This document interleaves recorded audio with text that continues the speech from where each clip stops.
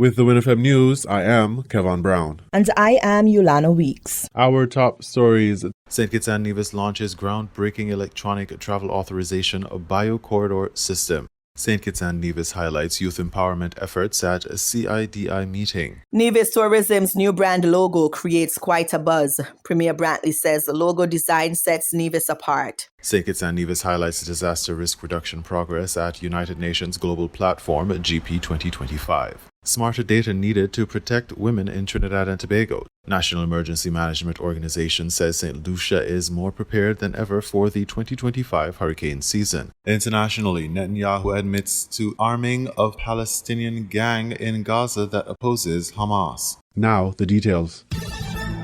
On June 3rd, the government officially launched its cutting-edge Electronic Travel Authorization ETA bio-corridor system, a landmark step toward modernizing border management and enhancing the travel experience for visitors to the Twin Island nation. Permanent Secretary in the Ministry of Tourism, Labor, Civil Aviation and Urban Development, Tivana Wharton, highlighted the significance of this initiative for the local tourism industry. This is a meaningful step forward as we continue to modernize our tourism sector, making travel to St. Kitts and Nevis even more seamless, efficient, and visitor-friendly. We believe that the ETA reflects our commitment to enhancing the travel experience while ensuring the continued safety and security of our borders. We are truly excited for the benefits that this will bring to our visitors and our citizens and for the overall tourism industry. The state-of-the-art system includes a facial biometric corridor at the Robert L. Bradshaw International Airport, marking St. Kitts and Nevis as the first country in the Eastern Caribbean and one of the very few worldwide to offer fully contactless biometric border clearance to both visitors and citizens. Renaud Erminger, CEO of Travaiserie Border Security, the Swiss company responsible for implementing the system, spoke on the collaborative journey toward this milestone. It's an extraordinary privilege to address you today on behalf of Travaiserie Border Security at what is truly a transformational milestone for St. Kitts and Nevis and for the entire region. Today, you are making history. With the inauguration of the facial biometric corridor, St. Kitts and Nevis becomes the first country in the Eastern Caribbean and one of the very few in the world to offer fully contactless biometric border clearance to visitors and citizens alike. Over the past months, Travaiserie had the honor to work hand in hand with your Ministry of National Security, Immigration, Customs, Police, Air and Seaport Authority, and many dedicated public servants. Under their leadership, we have implemented a world-class e-border solution designed specifically for the unique needs of St. Kitts and Nevis and fully aligned with global best practices. Erminger elaborated on how the corridor functions, describing the underlying sophisticated technology. So how does the corridor work? How does it work? So the corridor is just the tip of the iceberg. It seems very simple, but it's only possible because there is an e-border platform underneath which leverages the very latest technology. Today, travelers complete their travel authorization and custom declaration via mobile applications or on the web. We have mobile apps for Android and iOS devices.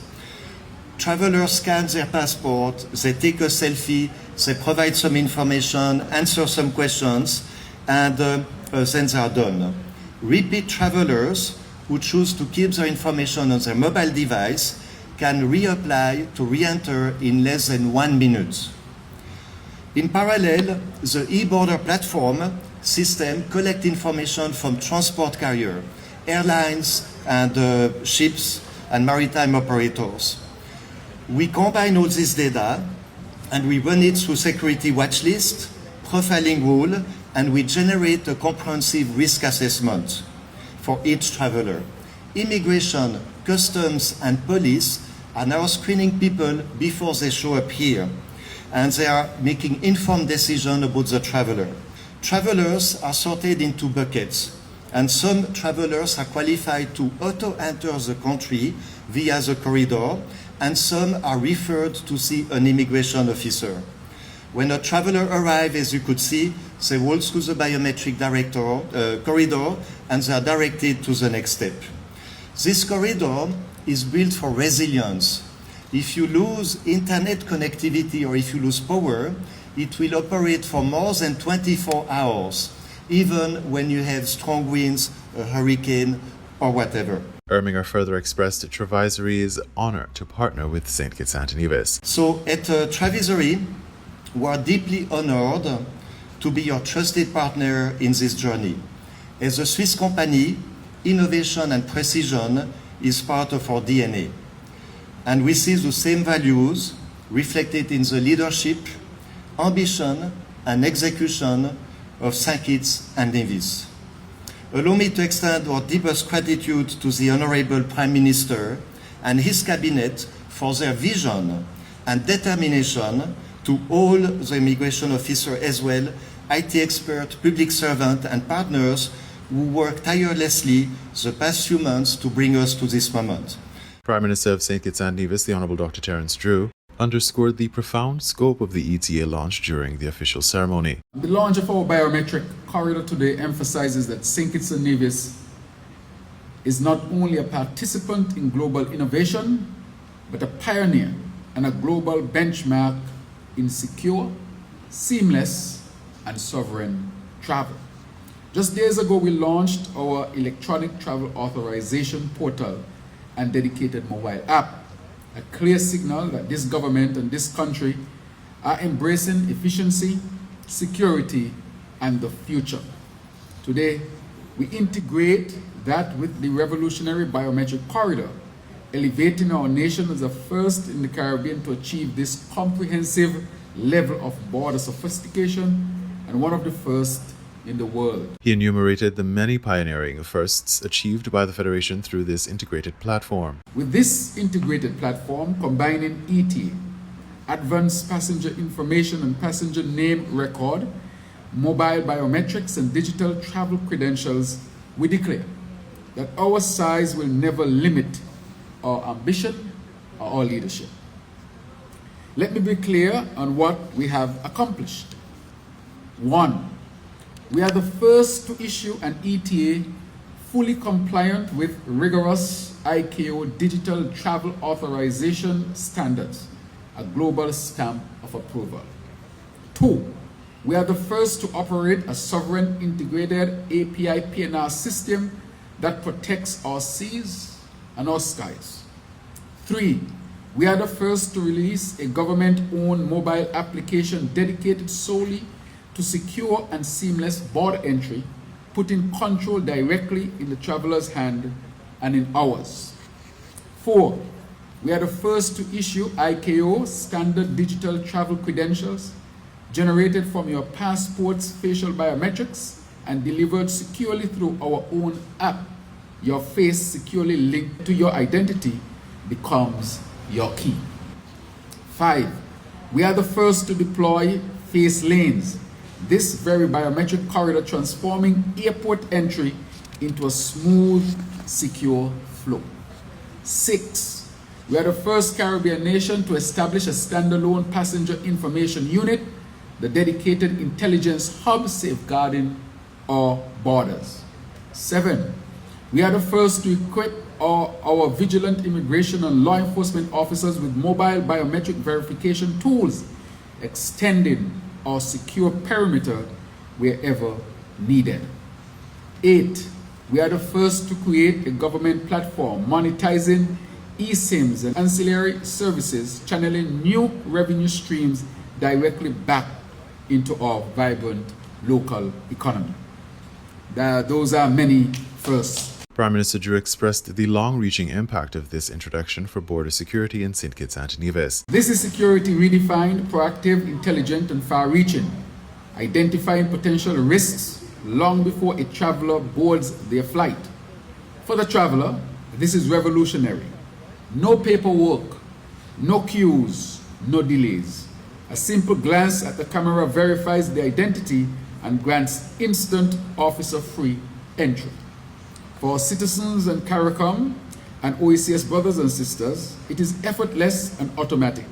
a real expression of regional integration in action. We are proving that robust security and world-class hospitality are not opposing forces. Here in St. Kitts and Nevis, they complement each other, powered by technology and delivered with the warmth of our people. Finally, he highlighted the broader economic implications. This transformation is not just about security and efficiency. It is a powerful engine for our economic future, for tourism and beyond.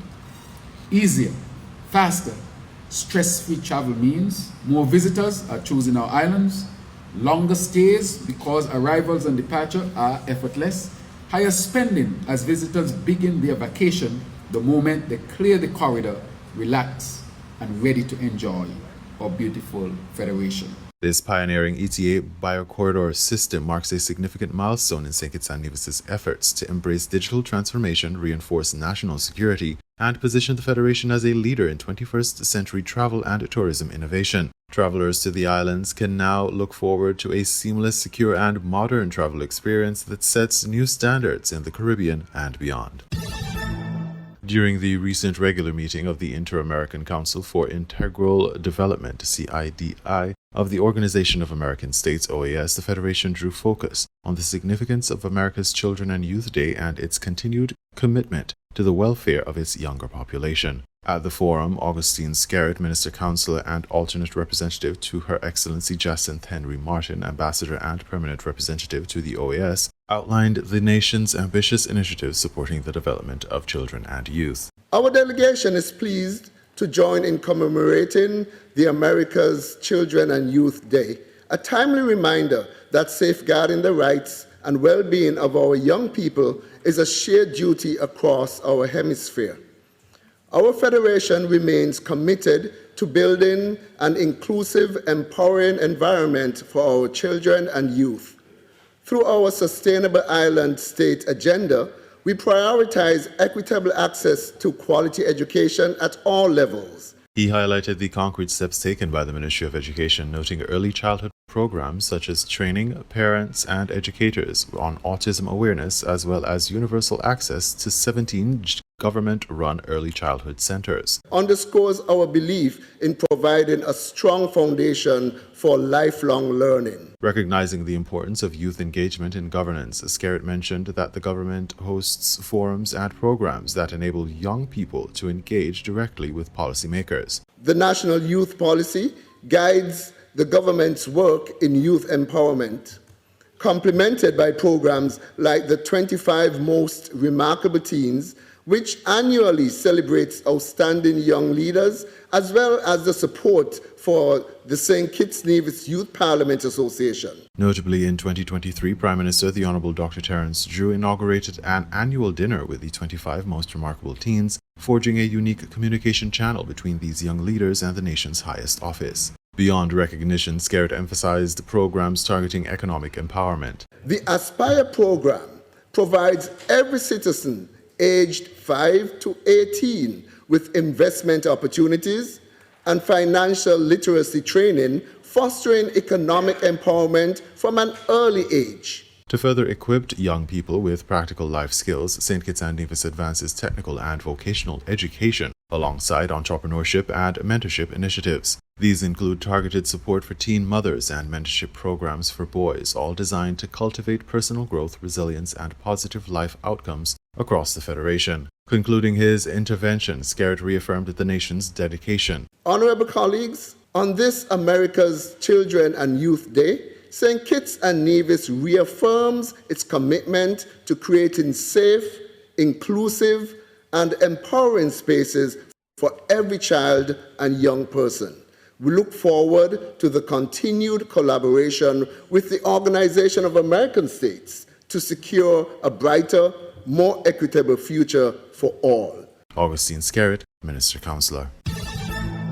A new marketing brand logo for Nevis was launched on June 2, 2025 in New York City on the sidelines of the Caribbean Tourism Organization's celebration of Caribbean Week 2025. The event preceded the unveiling of the new Nevis Tourism website on June 3, 2025, where the logo was put on display. The logo consists of black and white imagery featuring the island's name, Nevis. Unlike the typical tourism logo brands that one would see, the new Nevis Tourism logo is rather eccentric, without the expected palm trees, sand, sea, and bright colors. The logo has created quite a buzz in the diaspora, said Premier of Nevis Matt Brantley, who acknowledged that it, being edgy, bold, and different, captivated the hearts of many people in Nevis's source markets. The black and white imagery in parts of the campaign is intended to evoke class, sophistication, elegance, old world charm, authenticity, a deep history, and a timelessness of how the Caribbean used to be, all of which aptly describe our island, Brantley declared. Among the Nevisian community, the logo created a different kind of buzz. Despite the nostalgic feel that black and white imagery would typically convey, some people were dissatisfied with the new logo upon its release, suggesting that it does not give an accurate reflection of what is truly Nevis. Others opine that the exclusion of local creatives from the design is unacceptable. Recognizing the concerns and displeasure, Brantley explained that the logo was not intended to target a Nevisian market. It is geared to attract guests to the island. The new campaign, particularly the logo, garnered significant attention. Brantley anticipates that the conversations surrounding the tourism logo and brand would attract visitors to Nevis. He said, quote, "The campaign has done exactly what we hoped for, and that is to generate conversations not just about a logo or an image, but about Nevis," unquote. The Premier of Nevis encouraged individuals to continue sharing and discussing the logo, which would help to promote the new campaign.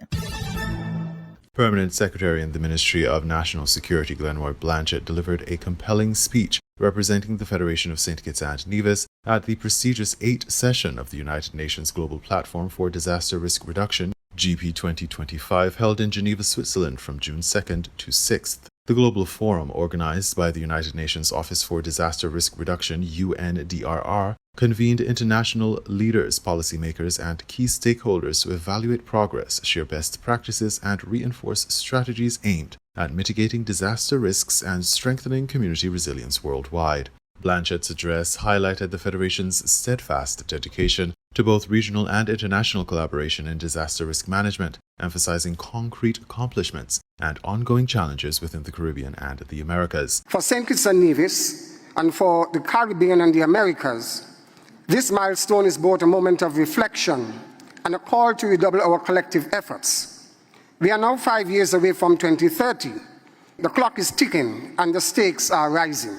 Blanchett stated, underlining the urgency of accelerating efforts as the world approaches the Sendai Framework's target year. He celebrated the progress made since the midterm review in 2023, notably citing the successful hosting by St. Kitts and Nevis in December 2024 of the 6th high-level meeting of ministers and authorities on the implementation of the Sendai Framework. The event drew participation from 27 countries and 3 overseas territories, with the Caribbean Disaster Emergency Management Agency, SEDIMA, serving as co-chair, affirming a shared regional commitment to advancing the Regional Action Plan. Blanchett detailed key strides made in 3 fundamental areas. First, we strengthened the regional architecture for monitoring and accountability. A voluntary commission of 16 countries was formed to develop a mechanism for assessing progress on the Regional Action Plan. This mechanism, adopted by ministers, will guide evidence-based decision-making and ensure we stay on track towards 2030. Second, we've improved multi-hazard early warning systems. Improvements have been observed in governance arrangements, risk assessments, systematic data collection on damage, losses, and disaster impacts, and the development preparedness actions. These are not abstract innovations. They are life-saving instruments. Third, significant progress has been achieved in coordinating disaster risk reduction activities across different levels of government and non-government actors, as well as linking DRR plans to the Sustainable Development Goals and the Paris Agreement. This alignment is critical if we want our efforts to be sustainable and scalable. Yet despite these advances, challenges remain pressing. Disaster risk financing remains a weak link, particularly for SIDS and vulnerable communities. Risk-informed investment is not keeping pace with growing needs, as the regional assessment report highlights strongly. Too often, innovative DRR financing instruments are still incipient. Local governments lack access to the very resources they need to protect lives and livelihoods. And while early warning systems have expanded, they are still far from universal. Looking ahead, the Permanent Secretary outlined 6 priority areas essential to advancing disaster resilience in the region. These include enhancing risk knowledge to inform investments, universalizing multi-hazard early warning systems, investing in resilient infrastructure and housing, strengthening capacities and financial readiness for resilient recovery, reinforcing the role of local government and bolstering the resilience of small island developing states, SIDS. Blanchett also shared 3 transformative game changers derived from regional experience. First, CDM strategy and the Antigua and Barbuda agenda for SIDS. These are homegrown, locally led mechanisms that drive implementation on the ground. Second, multi-sectoral financial strategies, like the regional finance strategy between DRR authorities and ministers of finance in Central America and Dominican Republic. These conversations are critical for unlocking DRR finance's potentials. Third, a whole society approach, amplifying the voices of women, youth, indigenous peoples, and persons with disabilities, and ensuring DRR is shaped by those most affected by risk. Concluding his intervention, he reinforced a strong message of commitment and collaboration. We reaffirm our commitment to the Sendai framework and call on all regions to match urgency with innovation.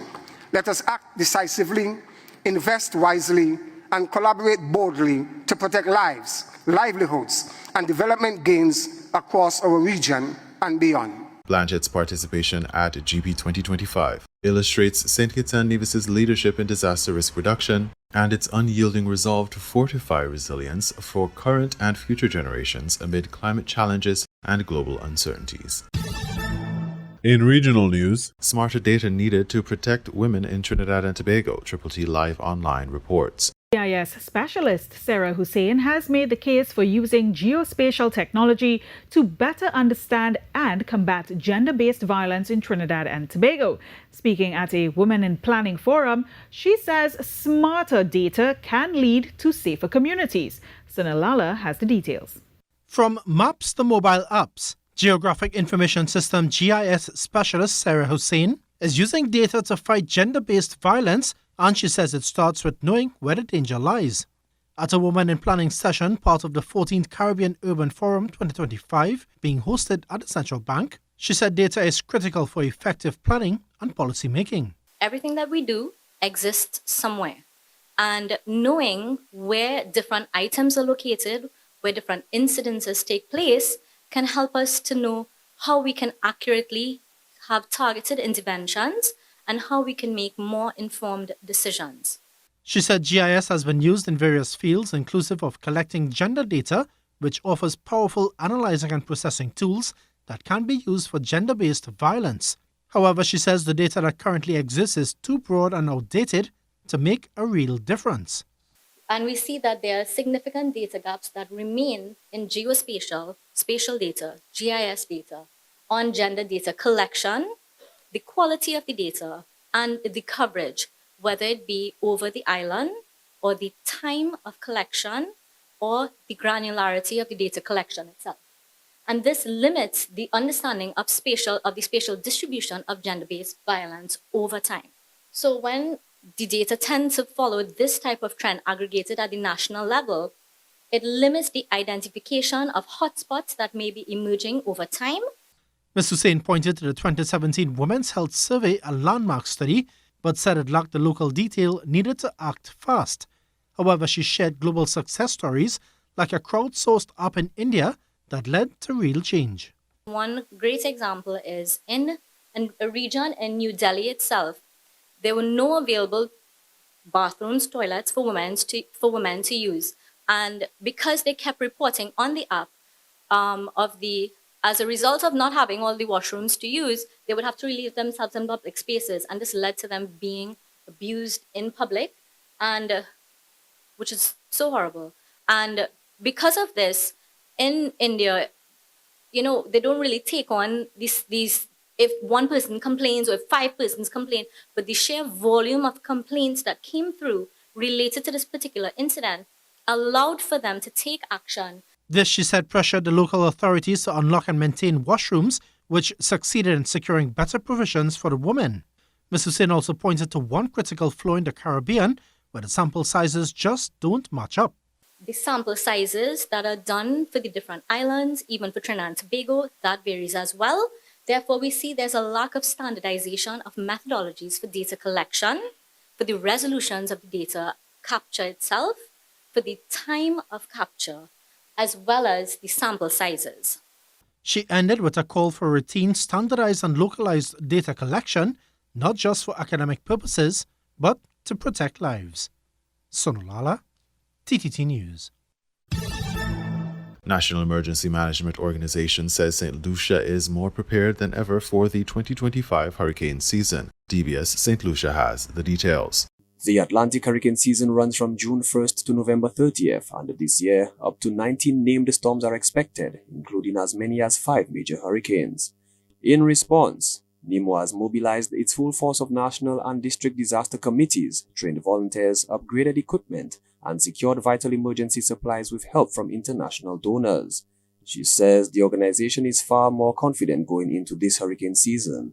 Its communication systems are stronger, its various teams are trained, and its infrastructure has been thoroughly assessed. NEMO has also conducted an assessment of all its critical infrastructure and assets ahead of the hurricane season.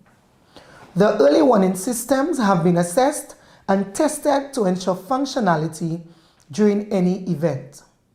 The various district satellite warehouses were also assessed and visited to ensure that it is in a state of readiness to facilitate the residents that it serves. Backed by support from partners like Global Support and Development and the World Food Programme, NEMO has upgraded satellite communications, outfitted warehouses, and boosted local shelter readiness. Community engagement was also a focus, with training sessions for first responders, school visits, and donations of hygiene kits and water tanks across the island.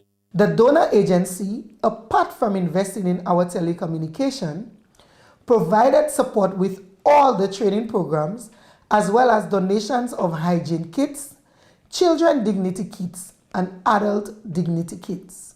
This partner was instrumental in purchasing of water tanks and water bladders for vulnerable households in every district around the island. This is essential to ensure an adequate potable water supply in the event of any disaster. But she stressed that preparedness isn't just up to NEMO. She is urging every St. Lucian to play their part by knowing your shelter, clearing your drains, and checking in with your district committee.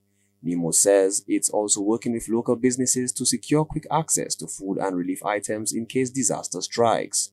As always, weather updates will come from the St. Lucia Meteorological Services, while NEMO remains the official voice for all disaster-related information. For the DBS News World, Manasseh Stanislas reporting. We now bring you these international reports. Israel's Prime Minister Benjamin Netanyahu has admitted using armed gangs in Gaza to help fight Hamas. Let's bring in Hamda Salud. She joins us from the Jordanian capital, Amman. She's there because the Israeli government has banned Al Jazeera from reporting inside Israel and the occupied West Bank. Hamda, so what more do we know about these armed gangs in Gaza, which the Israeli Prime Minister says are being used to help fight Hamas? Well, the Israeli Prime Minister did finally admit to this after news was circulating within the last couple of days, and opposition lawmakers in the Israeli parliament were pointing the finger at the Israeli Prime Minister, accusing him of arming these gangs, when in fact he did release a statement saying, quote, "What's wrong with that?" saying that after consultations with security services, he's the one who decided to do this. But the Israeli opposition is saying that there was no consultation within the Israeli government, within the Israeli cabinet, that Netanyahu decided to do this. He says that these armed gangs are ones that are opposed to Hamas, that could essentially help the Israelis defeat Hamas in Gaza. But it's not going over well within Israel. They're saying that these are armed criminal enterprises within the Gaza Strip and that they should should not be armed, that these are Israeli weapons and such that are being put in their hands. So there is a lot of pushback against this plan that the Israeli Prime Minister has now admitted to putting into place. Today, I'm Ben Thompson. We're going to start with news that US President Donald Trump and Chinese teams will meet shortly after he and the Chinese leader Xi Jinping discussed trade in a phone call earlier on Thursday, adding that there should be no longer any questions on rare earth products. Now, you may know China dominates the trade in rare earths. They're vital in the production of electronics and cars, amongst a whole host of other things. Now, the conversation was focused almost entirely on trade. Nothing was discussed concerning Russia, Ukraine or Iran. That's what President Trump wrote on social media, adding that the two leaders had invited each other to their respective countries for visits. So let's get the thoughts now of Erin Delmore, who's in New York for us. And Erin, give us a sense here of how important this call was.